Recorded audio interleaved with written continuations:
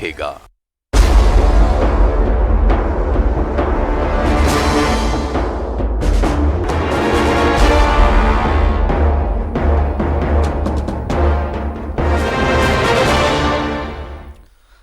नमस्कार, न्यूज 11 भारत देख रहे हैं आप और आपके साथ मैं हूं अभिषेक भारती।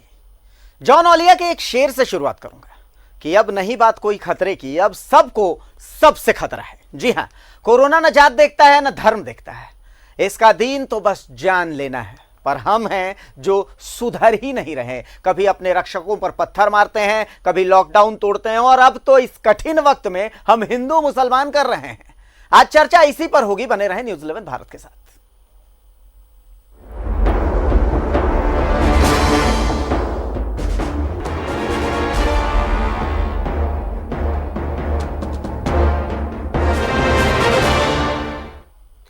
मैं हिंदू तो मुसलमान, कुछ इसी सोच के साथ हम कोरोना को हराने के सपने देख रहे हैं।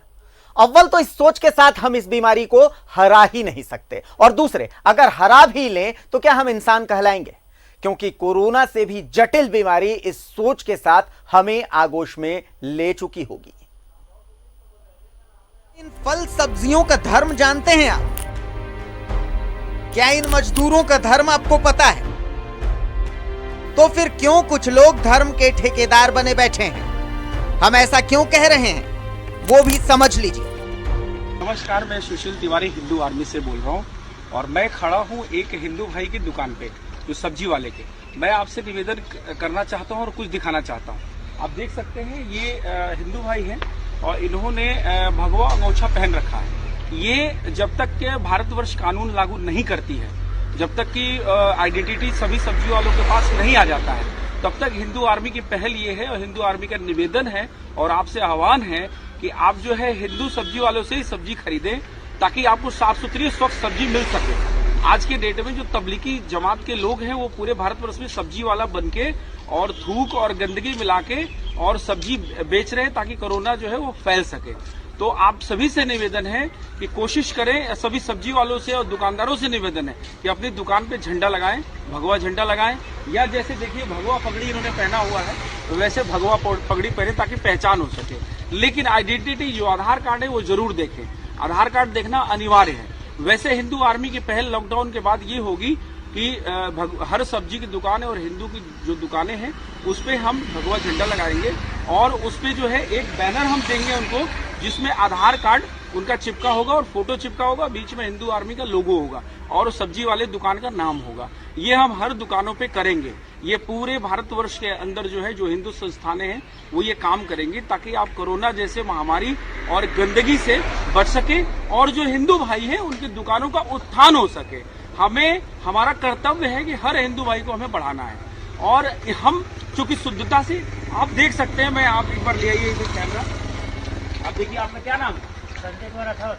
संजय कुमार राठौर जी। ये आप भी थूक मिलाते हैं क्या सब्जियों में? पाप होता है। कैसे कैसे? ये तो थूक मिला पाप हुआ ना, दही दुकान हम लोग पूछते हैं तो ये तो थूक मिला पाप हुआ बिल्कुल। तो देखिए तो हिंदू धर्म में हमें बचपन से सिखाया जाता है कि कभी माफ नहीं करेगा, भगवान माफ नहीं करेगा। तो हम तो सपने में भी ऐसे गलत काम नहीं कर सकते। हम तो हिंदू उत्थान ने क्या, मानव उत्थान के लिए हर हिंदू काम करता है। तो हिंदू कभी भी गलत काम नहीं कर सकता, ये अटूट विश्वास भी है। और साथ में आप सभी से निवेदन है, ये भाई साहब एक धर्म के ठेकेदार बन बैठे हैं और दुकानदारों से अपील कर रहे हैं, पर ये आप तय कीजिए कि क्या ये सही है। जो गलत है वो गलत ही होता है और हम गलत को गलत कहने का मादा रखते हैं। अगर लॉकडाउन का उल्लंघन करना गलत है तो गलत है, अगर प्रशासन और पुलिस को सहयोग न करना गलत है तो गलत है, अगर प्रशासन और पुलिस पर पत्थरबाजी गलत है तो गलत है। ठीक उसी तरह धर्म की ऐसी ठेकेदारी अगर गलत है तो गलत है।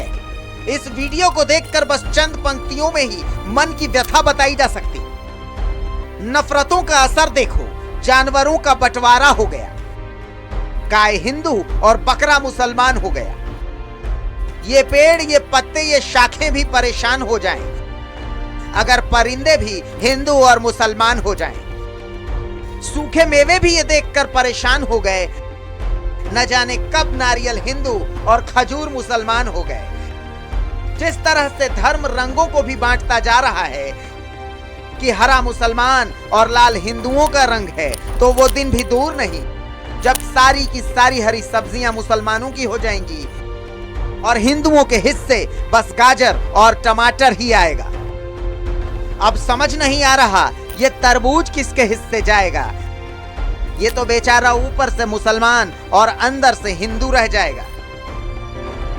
ये तो बस एक व्यंग्य था, पर इस व्यंग्य के सवालों के जवाब हमें देने।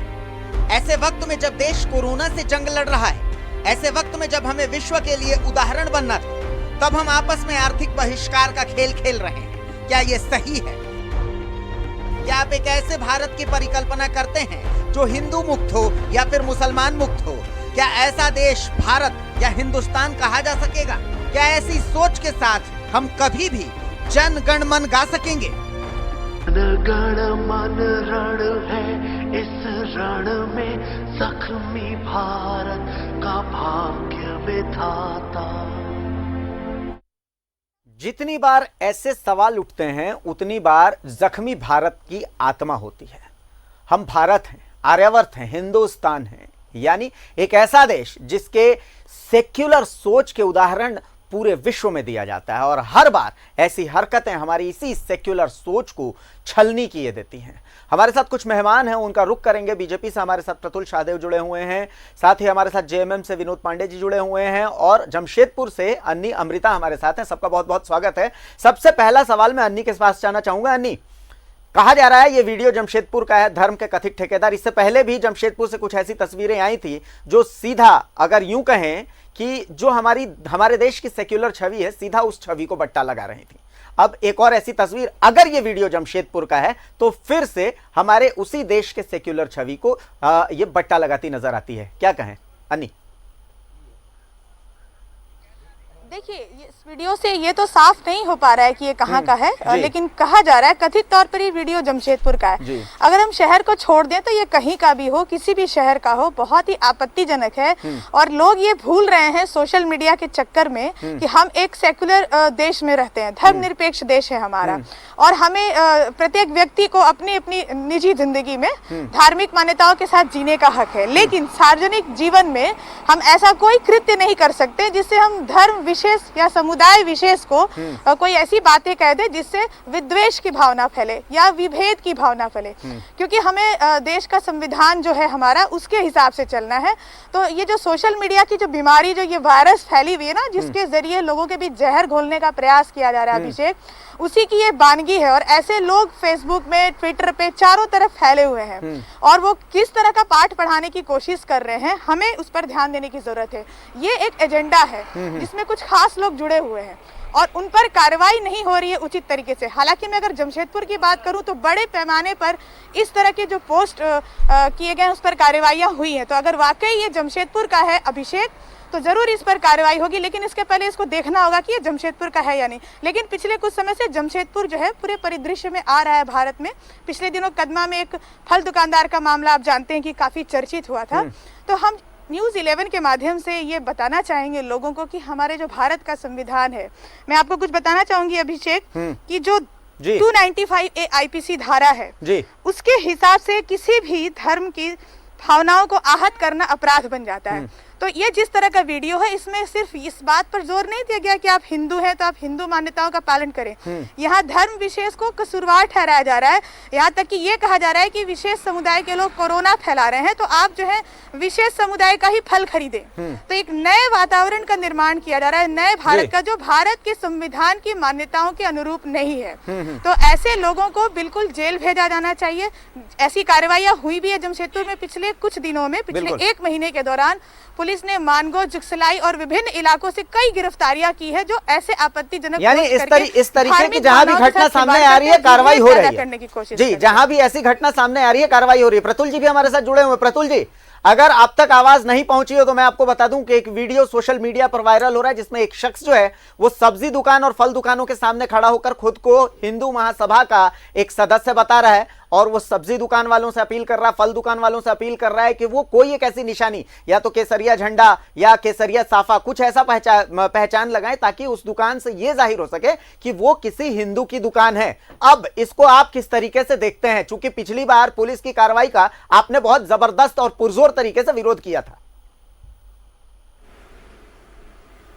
देखिए, जहां भी गलत होता है वहां भारतीय जनता पार्टी उसका विरोध करती है। इस वीडियो में कौन शख्स है, इस वीडियो की प्रामाणिकता कहां, क्या कितनी सच है, यह अभी तक क्लियर नहीं हुआ। इस पे कोई टिप्पणी करना इसलिए विस्तृत रूप से उचित नहीं होगा। लेकिन भारती जी थोड़े बैकग्राउंड में चलना चाहिए। जब कोई हिंदू फल दुकान का एक अपने दुकान के बाहर एक फ्लेक्स लगाता है तो प्रशासन आनन फानन में कार्रवाई करते हुए उससे बॉन्ड भरवाती है और झारखंड पुलिस अपने ट्विटर हैंडल से एसएसपी जमशेदपुर को आदेश देते हैं कि इसके ऊपर संबंधित धाराओं के तहत कार्रवाई करके सूचित करें। जबकि दूसरी ओर सैकड़ों मीट दुकानें हैं, सैकड़ों ढाबे हैं जो दूसरे धर्म के नाम पर चलते हैं, लेकिन उसकी ओर प्रशासन का नजर नहीं जाता। यानी तो आपके हिसाब से आपके हिसाब से होना क्या चाहिए था इस केस में? आपके हिसाब से अगर हम बात करें तो होना क्या चाहिए था? अगर बीजेपी के हिसाब से बात करें क्या होना चाहिए था? मैं भारती जी यहाँ दो अलग अलग केसेस की बात कर रहे हैं। आप किस केस की बात कर रहे हैं? मैं पिछले ही केस की बात कर लेता हूं। आपके हिसाब से होना क्या चाहिए था उस केस में? नहीं, उसमें क्या गलत है? अगर कोई मुस्लिम ढाबा लिखता है तो वो सही हो जाता है, और कोई हिंदू फल दुकान लिखता है तो वो गलत हो जाता है। कोई अगर वहां पे मुसलमान कलाल दुकान लिखता है तो वो सही है, और कोई हिंदू फल दुकान लिख दिया तो इतना बवंडर हो गया। यानी अगर पूरे देश में, यानी पूरे देश में अगर इस तरीके की चीजें हो कि भाई हिंदू फल दुकान वाले हिंदू को सामान देंगे, मुस्लिम फल वो दुकान में लिखा जाएगा, तो उसके पीछे का जो मानसिकता होती है वो तो यही रहती है। तो आपके हिसाब से ये सही है? ये भारती जी इस मानसिकता पर उस समय प्रश्न क्यों नहीं उठा था जब मीट दुकानें एक विशेष धर्म के नाम पर चलती थी, जब ढाबे एक विशेष धर्म के नाम पर चलते थे, जब धर्मशालाएं विशेष धर्म के नाम पर चलती थी। अब तो अब द हिंदू अखबार पे भी प्रश्न करेंगे कि इसका नाम हिंदू क्यों है, इस पे भी केस कर दो। अब आप क्रिश्चियन मेडिकल कॉलेज पे प्रश्न करेंगे कि उसका भी नाम क्रिश्चियन क्यों। प्रतुल जी, सवाल मानसिकता का है। सवाल यह है कि वहां पर किस मानसिकता से उस चीज को लगाया गया। बिल्कुल ना, तो ये वो कार्रवाई उस शख्स पर नहीं थी, वो कार्रवाई उस मानसिकता पर थी। इस चीज को आप समझिए। भारती जी डिस्कशन करेंगे ना। भारती जी एक तरफा ना बोले, मुझे भी सुने आप। अगर आपको कार्रवाई करनी थी तो आपने जिसने मुस्लिम ढाबा लगा कर रखा है, मुस्लिम मीट दुकान लगा कर रखा है, उस पर आपने कार्रवाई क्यों नहीं की आज तक? अगर किसी ने फल दुकान लिखा, हिंदू फल दुकान, और उसने लिखा विश्व हिंदू परिषद के द्वारा अनुमोदित, अगर विश्व हिंदू परिषद किसी चीज का अनुमोदन करता है तो इसमें आपको क्या प्रॉब्लम है? वो एक समाज सेवी संस्थान है। अंजुमन इस्लामिया के एक चिट्ठी के अनुमोदन पे आप डीएसपी का ट्रांसफर कर देते हैं लोहरदगा से, और वहां पे एक दूसरे समुदाय के डीएसपी की पोस्टिंग करते हैं। ये अंजुमन इस्लामिया की चिट्ठी के लिखने के बाद होता है। तो जब आप उनके अनुमोदन को सरकार मानती है, तो अगर कोई स्वयंसेवी संस्था किसी फल दुकान का अनुमोदन कर रही है तो क्या आप सिर्फ उसे प्रताड़ित कर रहे हैं इसलिए क्योंकि उसने हिंदू फल दुकान लिखा? मुसलमान अगर कलाल दुकान है तो इस बात का जवाब ले लेते हैं। इस बात का जवाब ले लेते हैं। विनोद पांडे साहब भी हमारे साथ जुड़े हुए हैं, उनसे ही बात कर लेते हैं। विनोद जी, प्रतुल जी को आपने सुन लिया, उन्हें लगता है कि ये गलत हुआ है, अब आपका पक्ष जानेगा। बिल्कुल अभिषेक जी, प्रतुल जी की आवाज मेरे कानों तक नहीं आ रही थी जी, और मैंने आपको इशारा भी किया कि उनकी आवाज नहीं आ रही है। अच्छा, माफ कीजिए, मैंने देखा नहीं। तो उनके कुछ बातों को मेरे सामने रखेंगे तो मैं जरूर उनका जवाब दे दूंगा। जी, प्रतुल जी कह रहे हैं कि अगर पूरे देश में मुस्लिम ढाबे चलते हैं, उनके नाम से किसी धर्म विशेष के नाम से कसाई खाने चलते हैं, अगर ये सब चलता है तो फिर अगर किसी ने हिंदू महासभा के नाम से या फिर विश्व हिंदू परिषद द्वारा अनुमोदित दुकान, फल दुकान चला दी, तो उसमें गलत क्या है?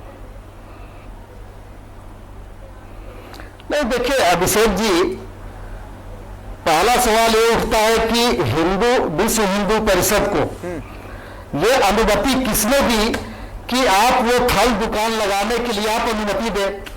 आपको मालूम है कि इस राज्य में ही नहीं, पूरे देश में और पूरे विश्व में लॉकडाउन की स्थिति है, कोरोना महामारी है, और इस राज्य में जो लॉकडाउन किया गया है उसमें प्रशासनिक तंत्र को पूरा अधिकार दिया गया है। अगर आपको दुकान लगाना है, प्रशासन अगर चाहेगा तो आप दुकान लगा पाएंगे, प्रशासन नहीं चाहेगा तो आप दुकान नहीं लगा पाएंगे।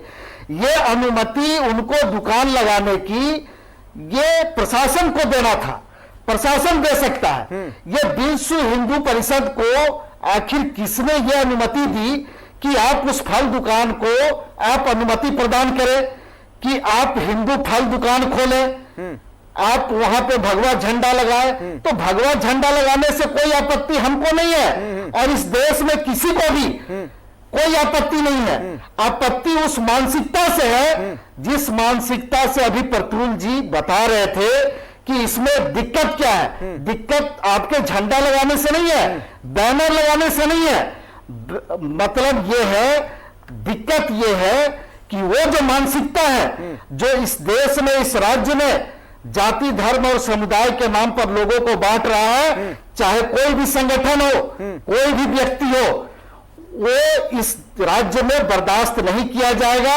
इस तरह के कोई भी हरकत उनके द्वारा की जाएगी तो उन पे कानूनी कार्रवाई होगी, चाहे वो किसी जाति और किसी धर्म या किसी समुदाय का व्यक्ति होगा। चलिए, आलोक जी भी हमारे साथ जुड़े हुए। प्रतुल जी आपके पास आएंगे, आपको अगर आवाज नहीं भी आई तो मैं सार में सारी बातें आपको बता दूंगा कि क्या कुछ विनोद जी ने कहा है। एक बार आलोक जी के पास चलते हैं, आलोक जी हमारे साथ जुड़े हुए, आलोक जी भी कुछ कहना चाहते हैं। जी आलोक जी। देखिए, आप सबसे बड़ी बात यह है कि इस देश में कई हिंदू होटल बने हुए हैं, पूरे देश में है। हिंदू ढाबा, हिंदू होटल, वैष्णव ढाबा, किसी को कोई आपत्ति नहीं है। महान नायक गोखले जी ने बनारस हिंदू विश्वविद्यालय की स्थापना की थी, किसी को आपत्ति नहीं है। राष्ट्रपिता महात्मा गांधी को महात्मा की उपाधि मिली और उनका ये संबोधन है, रघुपति राघव राजा राम पतित पावन सीताराम। पूरे देश में कहीं भी उनके सेकुलर विचार पर कोई प्रश्न चिन्ह नहीं उठा। हिंदू धर्म जो सनातन है वो उस पर डिपेंड है, वसुधैव कुटुंबकम, यानी पूरी दुनिया को हम अपना दोस्त मानते, हमारे व्यवहार में, हमारे आचरण में, हमारे बर्ताव में, हमारे रहन सहन में, सब चीज में वसुधैव कुटुंबकम है। आप किस जाति से हैं मुझे नहीं पता, हम जिस धर्म से हैं, हमने नहीं आवेदन दिया था कि मुझे ब्राह्मण कुल में जन्म लेना है, लेकिन मैं ब्राह्मण कुल में जन्म लिया, मैं यहाँ जनेऊ भी पहनता हूँ। बात वो नहीं है, बात ये है कि आपने किस मनसा से ये काम किया। विश्व हिंदू परिषद है संगठन पहले से, विश्व जागरण मंच भी है बना हुआ पहले से, मुस्लिम ढाबा भी बना हुआ है पहले से, चल रहे हैं देश में, किसी को कोई आपत्ति नहीं। आपत्ति है कि वो मनसा क्या है आपकी, आप जहर जो फैलाना चाहते हैं उस पर समाज को आपत्ति है। इसका मतलब आप ये कहना चाह रहे हैं कि हम कोरोना मुक्त हैं। वो जो फल दुकान, सब्जी दुकान है, हम कोरोना मुक्त है, तो सरकार बताए कि इस देश में कितने प्रतिशत या कितने हिंदू कोरोना से प्रभावित हैं, मरीज संक्रमित हैं, और कितने मुसलमान जो हैं वो संक्रमित हैं। वो बातें नहीं है, बातें स्पष्ट रूप है। हमारी जो उत्पत्ति हुई है जीव की इस देश में, प्रतुल जी आ रहा हूं आपके पास, इस देश में, इस दुनिया में आकाश, जल, वायु, धरती, इसको 5 चीजों को जोड़ करके बना हुआ, और किसी और कर्म से, कर्म प्रधान विश्व कर रुचि रखा। आप भी वही कह रहे हैं ना कि ये कार्रवाई मानसिकता की इसमें किसी का, और अगर हम उसको जस्टिफाई करते हैं, हम राजनीतिक दल के लोग, अगर किसी ने ये मानसिकता, और कौन होता है विश्व हिंदू परिषद को, इस देश ने किसी को अथॉरिटी नहीं दिया। चलिए प्रतुल जी कुछ कहना चाह रहे हैं, एक बार सुन लेते हैं। जी प्रतुल जी बोलिए। देखिए भारती जी, मैंने आलोक जी का ऑडियो तो मुझ तक आ रहा था, लेकिन विनोद पांडे जी का ऑडियो, चलिए विनोद जी ने क्या कहा मैं आपको बता देता हूं। विनोद जी ने क्या कहा? विनोद जी ने कहा कि वो कार्रवाई किसी शख्स पर नहीं थी। हमेशा से ऐसा नहीं है कि ये झारखंड में पहला मामला है जहां पर किसी ने अपने दुकान में वैष्णव ढाबा और हिंदू होटल, इस तरीके की चीजें झारखंड में चलती रही है, उसमें सरकार ने कभी कार्रवाई नहीं की। ये कार्रवाई उस मानसिकता पर थी जो झारखंड को बांटने का काम करती है, और झारखंड को जो बांटने का काम करती है सरकार का वो कर्तव्य है कि वो उस पर कार्रवाई करेंगे। अब आपकी प्रतिक्रिया। देखिए, सबसे पहले मैंने सबकी बात सुनी, अब 2 लोग हमारे खिलाफ इस मुद्दे पे बोल रहे हैं, तो आपसे आशा है कि आप मुझे भी यथोचित समय देंगे। बिल्कुल बिल्कुल। विनोद जी ने कहा कि कार्रवाई इस मानसिकता पे थी, तो ये कौन सी मानसिकता की बात कर रहे हैं? ये शायद हिंदू विरोधी मानसिकता की बात कर रहे हैं जिस पे इनकी कार्रवाई थी। अब झारखंड पुलिस के ऑफिशियल ट्विटर हैंडल से जब आप एसएसपी जमशेदपुर को आदेश देते हैं कि इनके खिलाफ दंडात्मक कार्रवाई करें, लेकिन जब पूरे देश में इस मुद्दे पे झारखंड की बदनामी होती है, हिंदू फोबिया इन झारखंड ट्विटर में टॉप पे ट्रेंड करने लगता है, तो आप बैकफुट पे आते हैं और आप कोई कार्रवाई नहीं करते। इसका मतलब क्या था? इसका मतलब आप गलत थे, इसीलिए आपने कार्रवाई नहीं की। दूसरा बात, मैं आलोक जी की बात को सुन रहा था, उन्होंने बड़े अच्छे से बताया रघुपति राघव राजा राम की उन्होंने प्रशंसा की, जिसका मैं भी उनको धन्यवाद देता हूं, लेकिन उन्हीं के पार्टी के लोग ने राम के अस्तित्व को सुप्रीम कोर्ट में एफिडेविट करके नकारा था। दूसरी बात, इन्होंने कोरोना को भी धर्म के आधार पर बांट दिया। अब ये तो सर्वविदित फैक्ट है कि झारखंड के जो 80% केसेस है ये ऑन रिकॉर्ड है कि ये तबलीगी जमात जो है उससे ये फैला है, लेकिन हम लोगों ने कभी नहीं किया, धर्म के आधार पर कोरोना को नहीं बांटा। अब इन्होंने धरती बांटा, अंबर बांटा, अब धर्म के आधार पर बीमारी को भी बांट दिया, तो ये तो हद हो गई। और इनका कहना था कि ये कार्रवाई मानसिकता के खिलाफ कार्रवाई है। अब भाई हम बिल्कुल इससे सहमत नहीं है। अगर यही है तो 15 पोस्ट आए होंगे जो दूसरे धर्म के ढाबे चल रहे हैं। और सबसे बड़ा बात मैंने फिर से कहा ना कि अंजुमन इस्लामिया ने जब मुख्यमंत्री को लेटर लिखा और लोहरदगा के डीएसपी की कार्रवाई पर प्रश्न किया, एक बात मैं कहना चाहूंगा, एक बात लेटर के अनुमोदन के आधार पर कार्रवाई होगी। देखिए, अमित शाह जी क्रोनोलॉजी समझाते हैं, क्रोनोलॉजी मैं भी अभी समझाने की कोशिश करता हूं, उम्मीद करता हूं आप तक पहुंचेगी। देश में कोरोना की एंट्री होती है, कोरोना के लिए तबलीगी जमात को दोषी ठहराया जाता है। देश में ये एक सच है, देश में ऐसी फीलिंग बनाई गई, देश में ऐसी फीलिंग आई कि भाई कहीं ना कहीं देश में कोरोना फैलने के लिए तबलीगी जमात जिम्मेदार था। ठीक है, उसके बाद फिर हिंदू और मुसलमान की तुष्टीकरण की राजनीति, ध्रुवीकरण की राजनीति चरम पर हुई। किसने की, कैसे की, उससे मतलब नहीं, लेकिन हुई, इस बात से आप सहमत रहेंगे। उसके बाद फिर यह हुआ कि भाई हिंदू नहीं, एक बार क्रोनोलॉजी को आप समझ लीजिए, अगर मैं आप तक पहुंचा पा रहा हूं तो ठीक है। उसके बाद फिर हिंदू और मुसलमान एक दूसरे से आपने मुझे पूरा जवाब देने का समय नहीं दिया। नहीं, अगर आप पैनलिस्ट भी बन जाएंगे डिस्कशन में तो थोड़ी मुश्किल आ जाती है। चलिए आप जवाब पूरा देने का समय देना। लेकिन चूंकि मुझे ऐसा लग रहा था कि आपका जवाब गलत दिशा में जा रहा है, चूंकि बात यहां पर हो रही थी आज के वीडियो को लेकर के। देखिए, ये नजरिए का अंतर होता है ना, ये नजरिए का अंतर होता है। ये वीडियो की, मैंने पहले भी कहा कि वीडियो की प्रमाणिकता जब तक ये देश में, ये भारत में कहीं का तो वीडियो है, ये भारत का ही तो वीडियो है, कहीं का तो है, ये भारत का ही तो वीडियो। क्या इस सोच की आप आप समर्थन कर रहे हैं? अब वीडियो सुनिए ना, जब तक वीडियो की प्रमाणित नहीं, मैंने वीडियो को देखा भी नहीं। जिस समय मैं जहां बैठा हूं, यहां ना टेलीविजन सेट है, और जिस समय आप ये वीडियो दिखा रहे थे उस समय ऑडियो भी नहीं आ रहा था। तो मैं इस वीडियो पे टिप्पणी तब तक नहीं कर सकता जब मैं देख नहीं सकता। लेकिन धर्म के आधार पर कभी भी कुछ भी इस तरीके की बात होती है तो वो गलत है। लेकिन अगर उसी लिहाज से बात करेंगे तो उस गरीब फल विक्रेता के ऊपर जो जमशेदपुर में कार्रवाई हुई वो भी बहुत निंदनीय है। सिर्फ आप अल्पसंख्यक तुष्टीकरण के लिए अगर आप हिंदुओं के फल दुकान के नाम लिख देने से इतनी बड़ी कार्रवाई करेंगे जिससे पूरे देश में आपकी थू-थू होती है, पूरे झारखंड बदनाम होता है कि हिंदू फल दुकान लिख दिया साहब, आप उस पर कार्रवाई कर रहे हैं, उसको आपने थाने हाजिर कर दिया, झारखंड पुलिस का ऑफिशियल ट्विटर हैंडल ने कार्रवाई के लिए लिख दिया, एसएसपी ने कार्रवाई प्रारंभ कर दी। जब रिएक्शन हुआ तब आप बैकफुट में आए। तो अगर आप इसे गलत ठहरा रहे हो तो सबसे पहले इसे गलत ठहराइए ना। किसी भी क्रिया की प्रतिक्रिया होती है। झारखंड सरकार का ये जो रिएक्शन था, ये हिंदुओं के लिए बिल्कुल बहुत एक रिएक्शनरी मोड में चले गए सारे लोग। और जिस तरीके की तुष्टीकरण की राजनीति अभी हो रही है, आलमगीर आलम साहब ने 600 लोगों को बस से बैठा के पाकुड़ भेज दिया, आज तक कार्रवाई नहीं हुई। जिस तरह की बातें हो रही हैं, जिस तरीके से हाजी हुसैन अंसारी साहब का बेटा तबलीगी जमात की बैठक में तथाकथित रूप से शामिल होकर आया और उसको क्वारंटाइन में रहना पड़ा, उसके ऊपर कोई कार्रवाई नहीं हो रही है बातों को कंसील करने के लिए। जब आप एक समुदाय विशेष को टारगेट करेंगे तो इसकी प्रतिक्रिया होती है। लेकिन मैं मानता हूं कि अभी पूरा फोकस जो है ना, भारती जी एक लास्ट लाइन तो बोले दे, भारती जी एक लाइन बनता, एक लास्ट लाइन। अभी समय, मैं फिर से कह रहा हूं कि तुष्टीकरण करने का नहीं है, जाति धर्म में बांटने का नहीं है, सबको मिलकर कोरोना से लड़ना चाहिए। सबसे पहले हम कोरोना से लड़ ले। लेकिन यक्ष प्रश्न यह है कि यह सरकार से एक हिंदपीढ़ी मोहल्ला नहीं संभलता, जहां से 70% केसेस कोरोना के पूरे प्रदेश में फैले, तो जो एक मोहल्ला इस सरकार से नहीं संभलता, तो यह सरकार पूरे प्रदेश को कैसे संभालेगी? हमारी चिंता पूरे 40 मिनट आपसे बोलवाऊंगा, बिल्कुल मानते हैं, भरपूर बोलवाऊंगा, उसके लिए आप चिंता मत करें, पूरा मौका मिलेगा बोलने का। लेकिन विडंबना यह होती है कि आपको एन एक्शन का opposite reaction on same flame Newton तो याद रहते हैं, लेकिन मार्टिन लूथर किंग को आप भूल जाते हैं कि भाई an eye for an eye will make whole world blind. Vinod ji कुछ कहना चाह रहे हैं। विनोद जी, ये आपका नजरिया हो सकता है। अभिषेक जी, मैं प्रतुल जी की बातों का जवाब दूंगा, लेकिन उससे पहले मैं आपसे एक अनुरोध करूंगा कि ये जनाब कौन है। विनोद जी कुछ कहना चाह रहे हैं। विनोद जी, अभिषेक जी, मैं प्रतुल जी की बातों का जवाब दूंगा, लेकिन उससे पहले मेरा एक सवाल है कि जिस वीडियो को आप दिखा रहे हैं आज अपने टेलीविजन पे, जी, निश्चित रूप से वो इस देश का ही वीडियो है, जी, लेकिन ये जनाब कौन है जो अपने आप को हिंदू महासभा का सदस्य बता रहे हैं, और ये वीडियो कहाँ का है?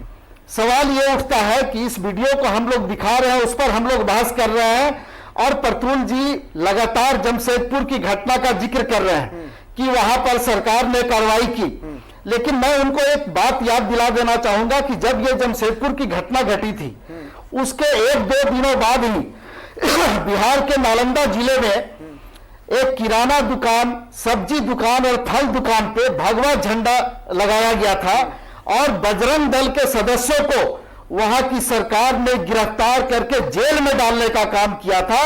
वहां भारतीय जनता पार्टी की सरकार है, भारतीय जनता पार्टी के सहयोग से वहां सरकार चल रही है, और उसके बावजूद भी भारतीय जनता पार्टी के लोगों के मुंह से एक आवाज तक नहीं निकली।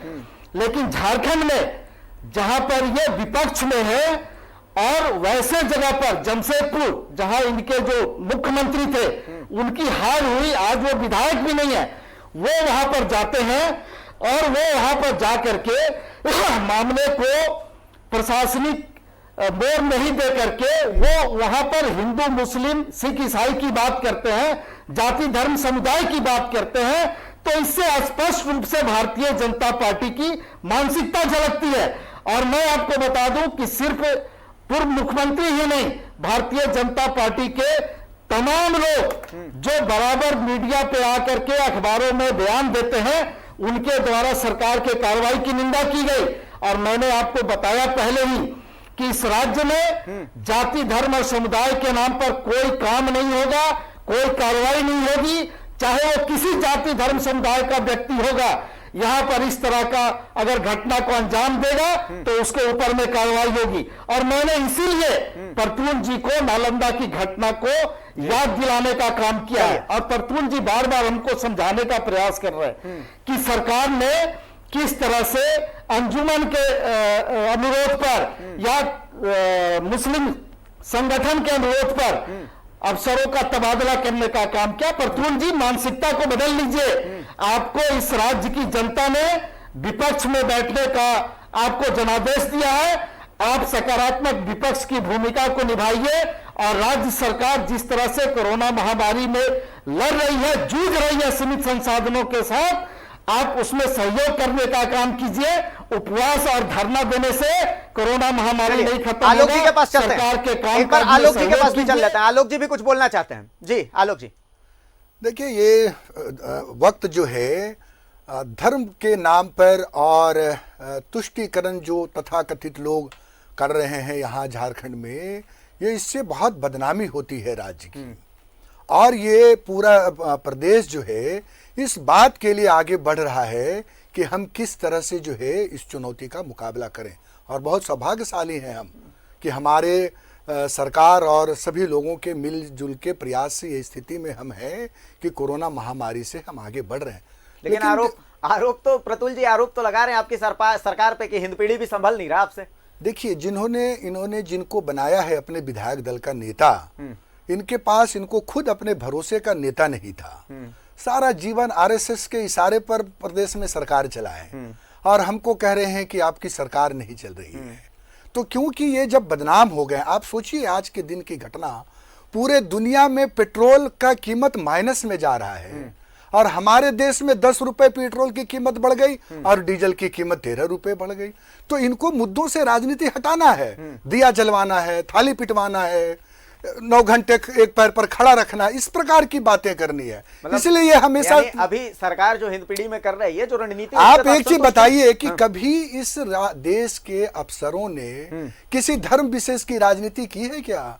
संविधान के साथ चलने वाले लोग, इनके कार्यकाल में भी वो सारे अधिकारी थे जो आज सभी वो डीसी और तमाम अधिकारी, वही हम लोगों ने कोई ट्रांसफर पोस्टिंग भी नहीं किया, इन्हीं के बनाए हुए अधिकारी वो काम कर रहे हैं। तो मुझे लगता है कि संविधान के साथ चलने वाले, कानून के साथ चलने वाले उन अधिकार, पुलिस पर आप उंगली उठा रहे हैं। मैं तो समझता हूं कि पूरे देश में अगर सबसे बड़ा कोई सेनानी है तो उस पुलिस को मानना चाहिए जिसका कर्नल की बीवी ने सैल्यूट किया कि हमारा पति जो है वो शहीद हुआ है कोरोना की सेनानियों में। कभी सुना आपने जो लोग थाना जाने से डरते हो, उस थाना में पुलिस खाना खिला रही है?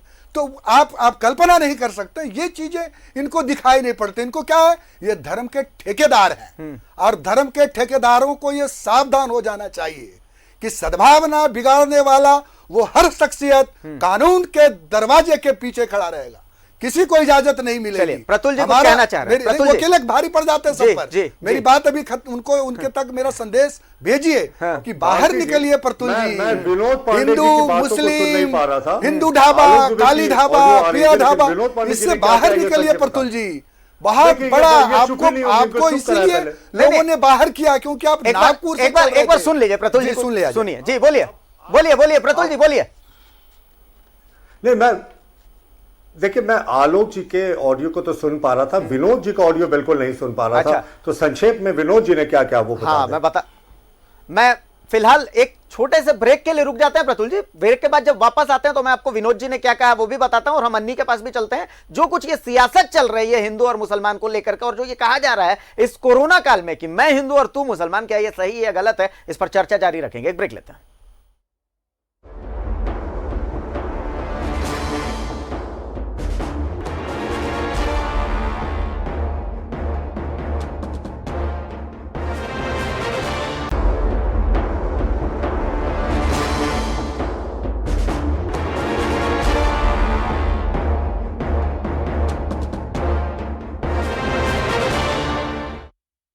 तो ब्रेक के बाद एक बार फिर स्वागत है आपका और हम चर्चा फिर से शुरू करते हैं। हमारे साथ बीजेपी से प्रतुल जी जुड़े हुए हैं, आलोक जी कांग्रेस से और विनोद पांडे साहब जेएमएम से जुड़े हुए हैं। साथ ही सहयोगी अन्नी भी हमारे साथ जमशेदपुर से सीधे जुड़ी हुई है। रुक करते हैं सबसे पहले प्रतुल जी का। ब्रेक पर जाने से पहले प्रतुल जी जानना चाह रहे थे कि विनोद जी ने क्या कहा था। मैं आपको बता दूं, विनोद जी ने उदाहरण दिया था बिहार का, जहां पर आपके सहयोग से सरकार चल रही है। वो उदाहरण था नालंदा का, जहां पर की एक दुकान में जो है विश्व हिंदू परिषद की ही दुकान थी, कहा जा रहा है कि वहां पर भगवा झंडा लहराया गया था और वहीं पर झंडा हटा करके और सरकार ने बाकायदा कार्रवाई की वहां पर। तो वहां पर बीजेपी चुप रही, लेकिन उनको झारखंड की ये कार्रवाई जो कि मानसिकता पर कार्रवाई कही जा रही है, वो कार्रवाई आपको नजर आ रही है। कुल मिलाकर के उनके कहने का लबोलुआब यही था। अब आपकी प्रतिक्रिया।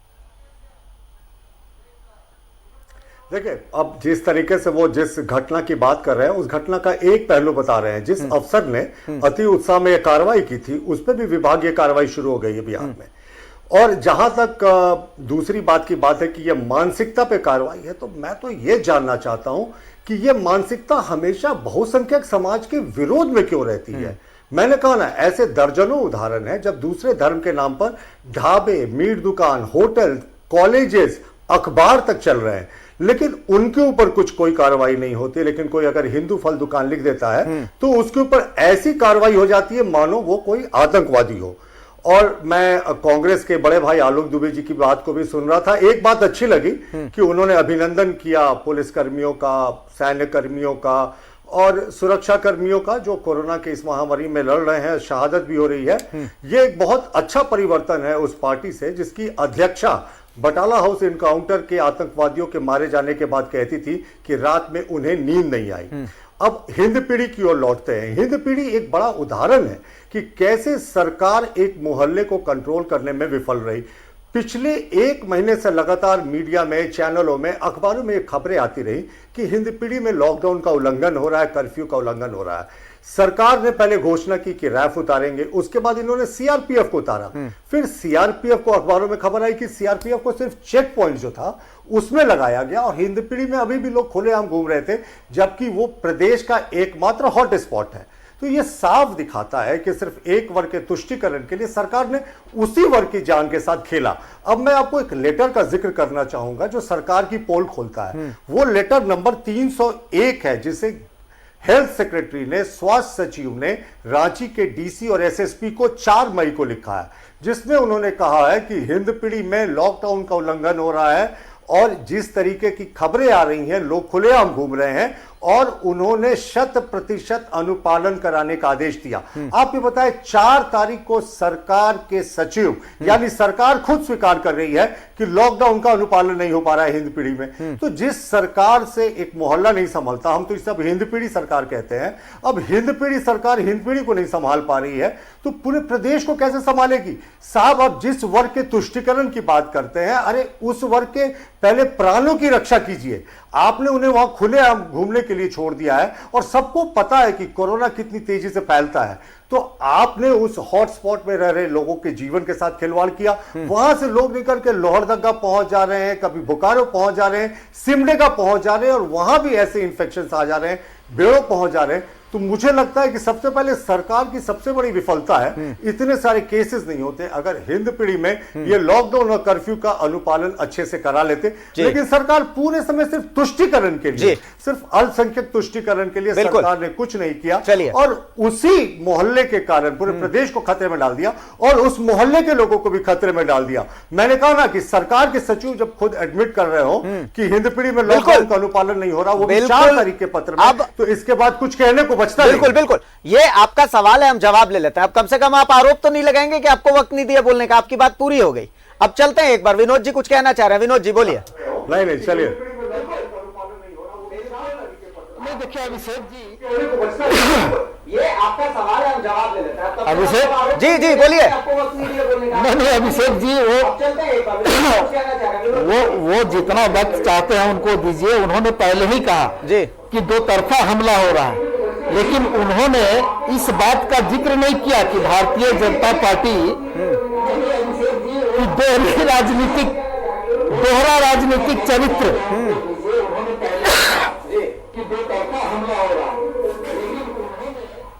जी।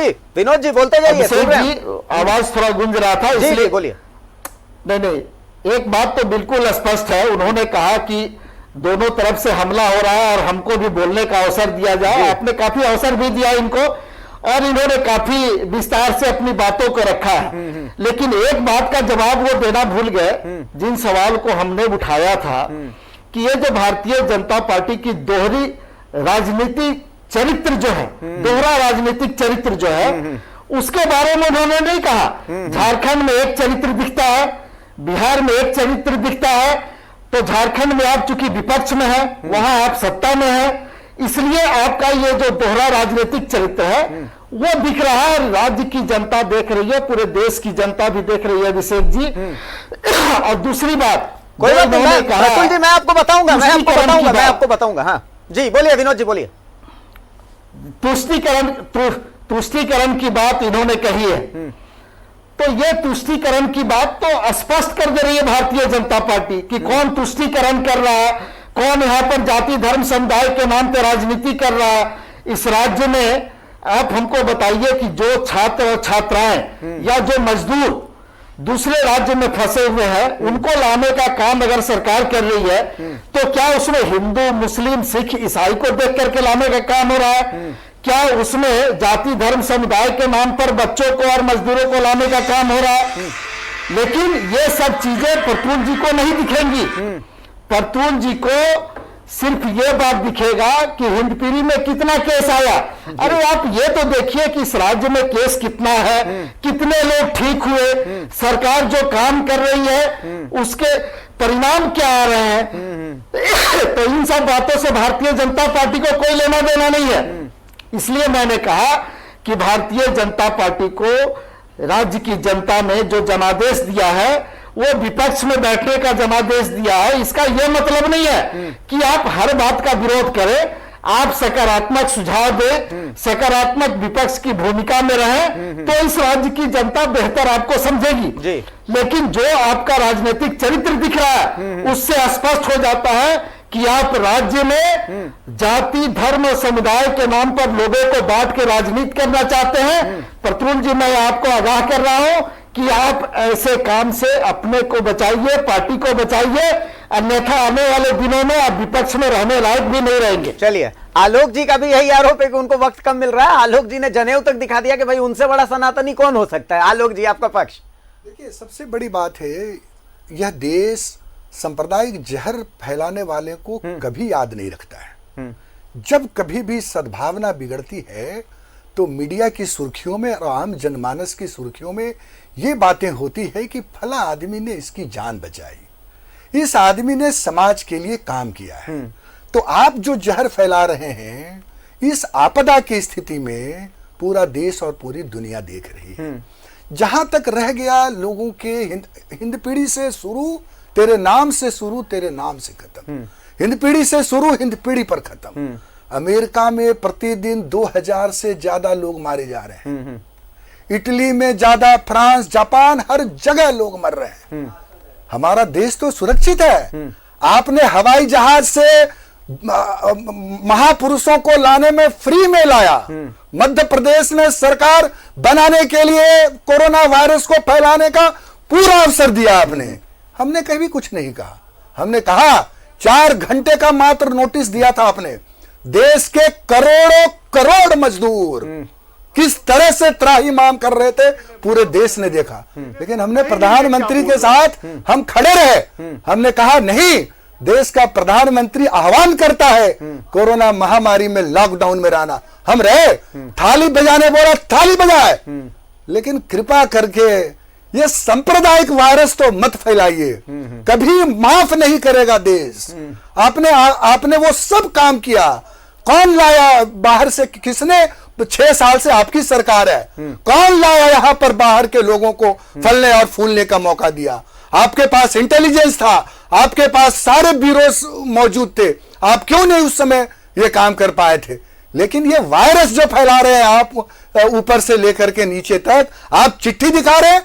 मैं आपको लेटर दिखा रहा हूं, 1 मई जब आपने कहा कि 85% पैसे दे रहे हैं, लेटर है, शैलेश श्रीवास्तव, मैंने मार्केटिंग डायरेक्टर रेलवे बोर्ड, कहा कि पूरा पैसा, पूरे देश में जो ट्रेन चलेगी उसका पूरा पैसा लेना है प्रवासी मजदूरों और छात्रों से। और आज के अखबार में गुजरात में छपा है कि केंद्र में भी भाजपा की सरकार, राज्य में भी भाजपा की सरकार, और वहां मजदूरों ने जो है जब वहां पर पहुंचा तो उससे पैसे लिए गए।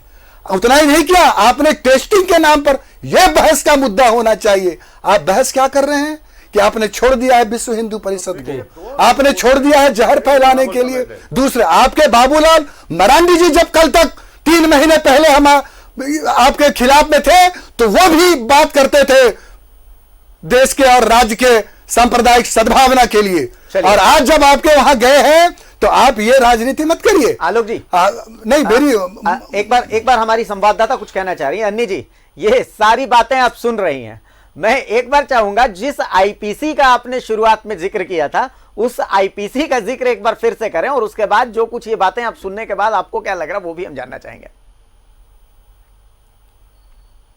उस आईपीसी जो 295A की हम बात कर रहे थे, उसके तहत आप दूसरे या किसी भी विशेष धर्म की भावनाओं के साथ खिलवाड़ नहीं कर सकते हैं। ऐसा कोई कृत्य नहीं कर सकते हैं जिससे आप जो है समाज में एक जहर घोलने का काम करें या विभेद करें या किसी पर प्रहार करें।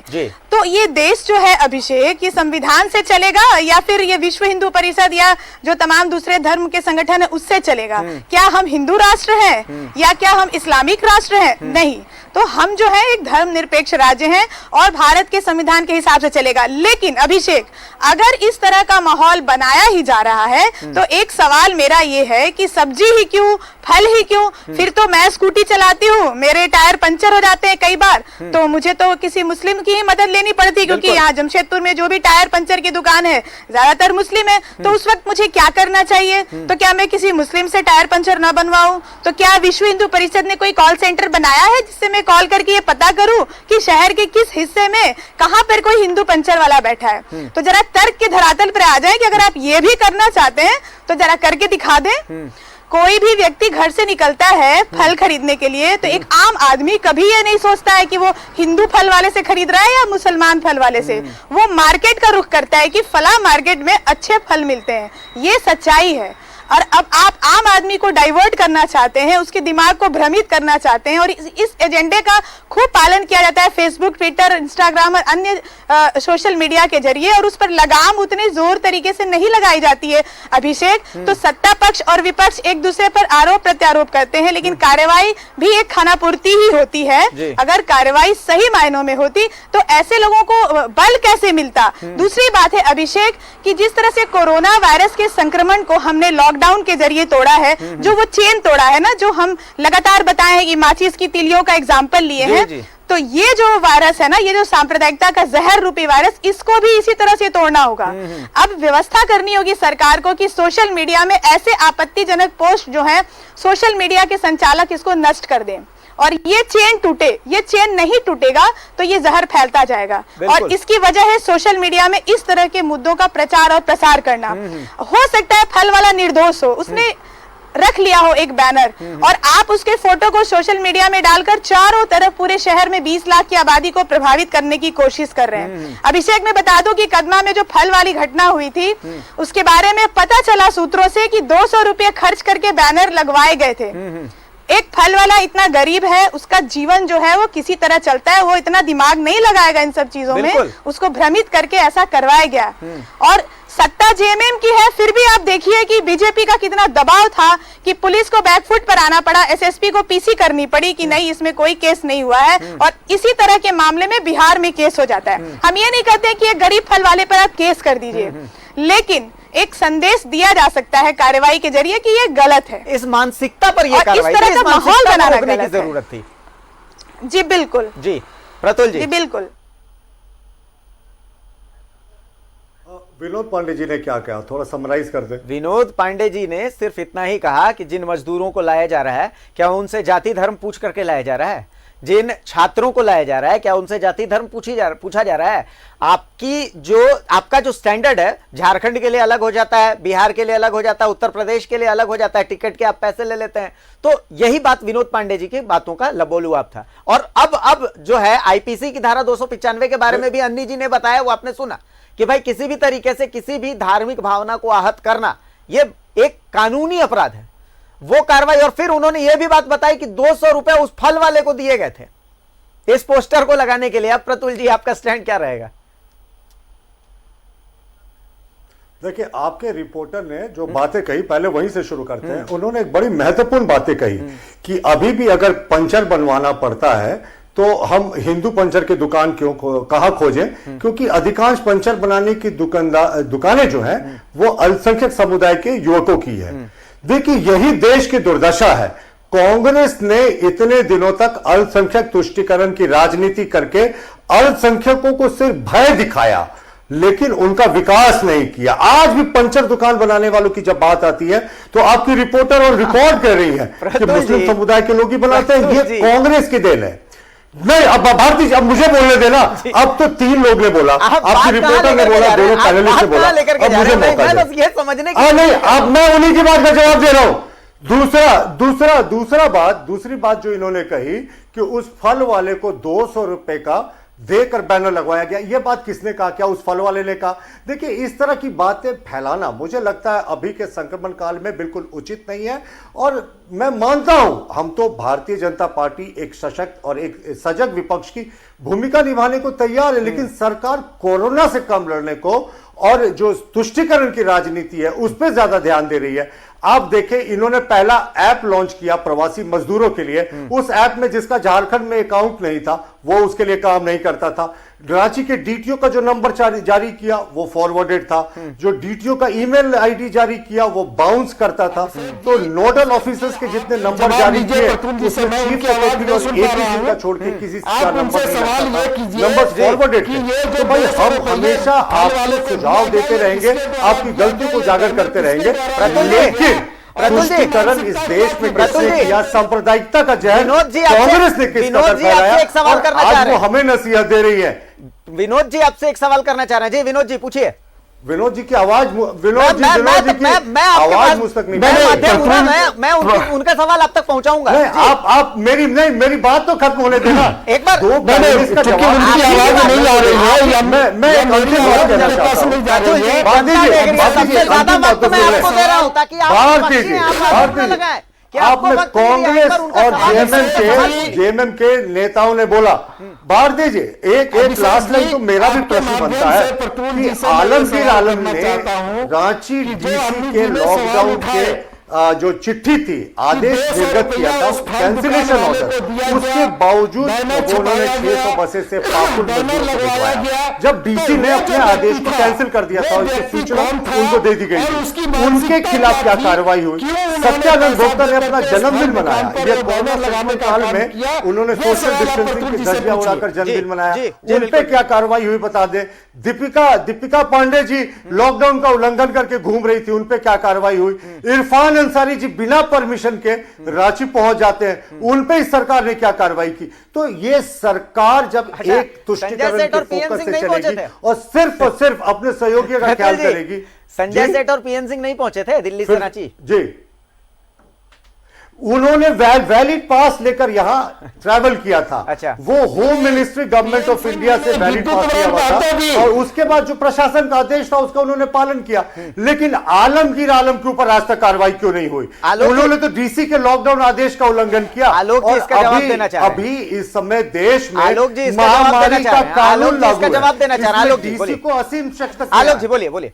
देखिए, ये मक्खन रोटी तोड़ते हैं दिन भर जी, और शाम को एक ठो चिट्ठी निकालते हैं। जी विनोद जी आ रहा हूं, मैं आपके पास ही आऊंगा। आलोक जी मैं आपके पास ही आऊंगा, आपका सवाल लूंगा।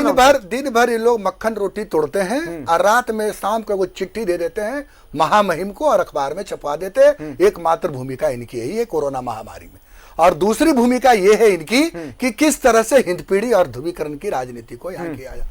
13 सांसद हैं। जब हम कह रहे थे कि मजदूरों को लाने की इजाजत हमें भारत सरकार नहीं दे रही है, इन्होंने कहा झूठ बोल रहा है। जब भारत की सरकार ने दिया, यह पहला प्रदेश था जहां हम अपने मजदूरों को लाने का झंडा गाड़ा। और ये जिस आलमगीर आलम जी की बात कर रहे हैं, जिस समय कानून नहीं बने थे कि आपको बाहर मजदूरों को नहीं भेजना है, उस समय हमने प्रशासन से परमिशन लेके बस भेजा था। 29 अप्रैल को जिस दिन गृह मंत्रालय ने ये जारी कर दिया 29 मार्च को कि कोई भी आदमी नहीं भेज सकता है, उसके बाद से हमारे नेता ने नहीं भेजा।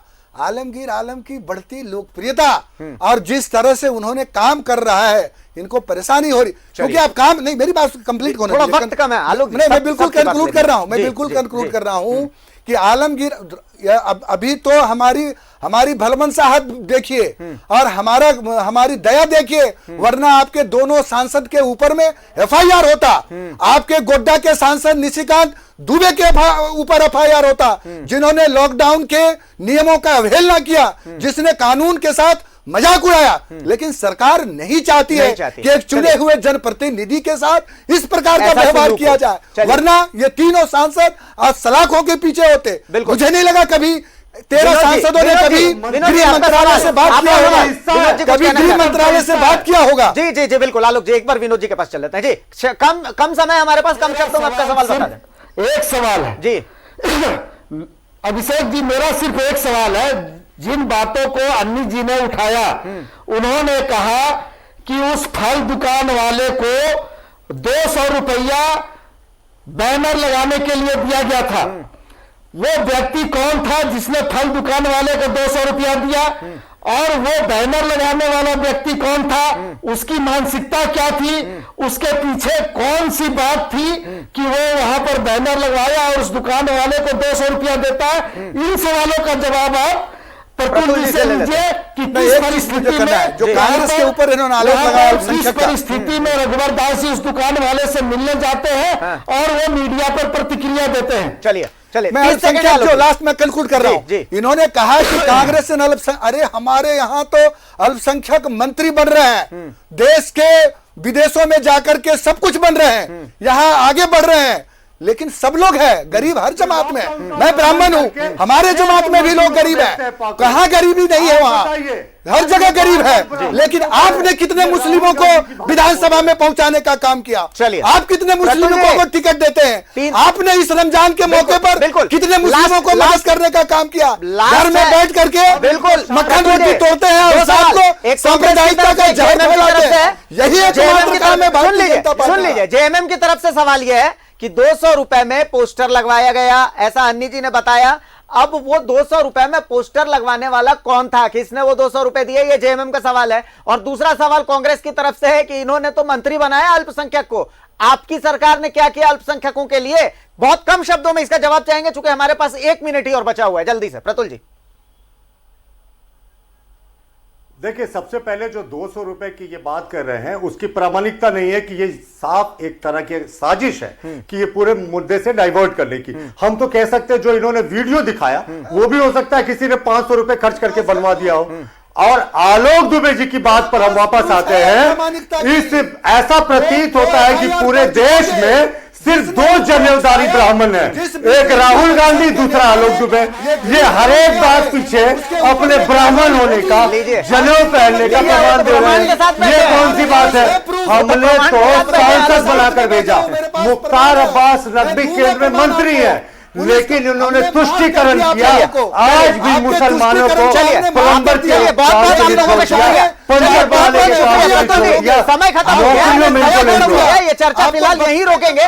चलिए, आलोक जी आपका बहुत बहुत शुक्रिया, प्रतुल जी आपका भी बहुत बहुत शुक्रिया, और बहुत बहुत शुक्रिया विनोद जी, और शुक्रिया अन्नी के लिए भी कि अन्नी आपने इतनी बड़ी जानकारी हमारे साथ साझा भी की कि 200 रुपए उस पोस्टर के लिए दिए गए थे। ये बहुत बड़ी खबर आपने बताई है दर्शकों को भी, और साथ ही यहां बैठे लोगों को भी, शायद इन्हें भी इसकी जानकारी नहीं होगी कि 200 रुपए उस विश्व हिंदू परिषद के पोस्टर के लिए दिए गए थे, और पैसे देकर के वो पोस्टर लगाए गए थे। क्योंकि एक फल वाला, सिर्फ एक फल वाला होता है, वो ना हिंदू होता है ना मुसलमान होता है। और फिलहाल बस हम यही उम्मीद करते हैं कि झारखंड की जनता, झारखंड जिसके हवा में अमन है, चैन है, हम इस अमन चैन को जारी रखेंगे और यहां से ऐसी तस्वीरें सामने आएंगी जो पूरे भारत के लिए नजीर बनेंगी, बल्कि पूरे भारत को शर्मसार करने वाली तस्वीरें यहां से सामने नहीं आएंगी। इजाजत दीजिए, नमस्कार।